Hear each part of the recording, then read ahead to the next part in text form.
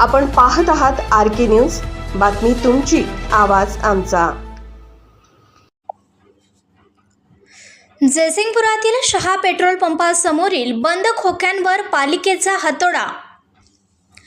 जयसिंगपूर येथील शहा पेट्रोल पंपाच्या समोरील रस्त्यावरील अनेक दिवसापासून बंद असलेली खोकी जयसिंगपूर नगरपालिकेच्या अतिक्रमण विरोधी पथकाने गुरुवारी अचानक कारवाई करत हटवली। पालिकेच्या या धडक मोहिमेमुळे शहरातील अनधिकृत व्यावसायिक आणि खोकीधारकांमध्ये प्रचंड खळबळ उडाली आहे। शहा पेट्रोल पंपाच्या समोरील मुख्य रस्त्यावर अनेक व्यावसायिकांनी आपली खोकी थाटली होती।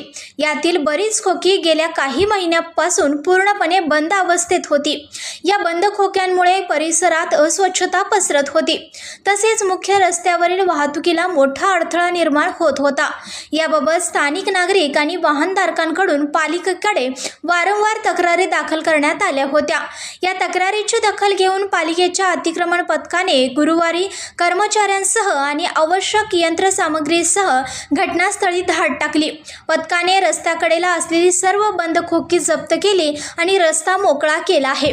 तसेच शहरातील अनधिकृत अतिक्रमणेही अशाच प्रकारे हटवावीत अशी मागणी नागरिकांमधून जोर धरू लागली आहे।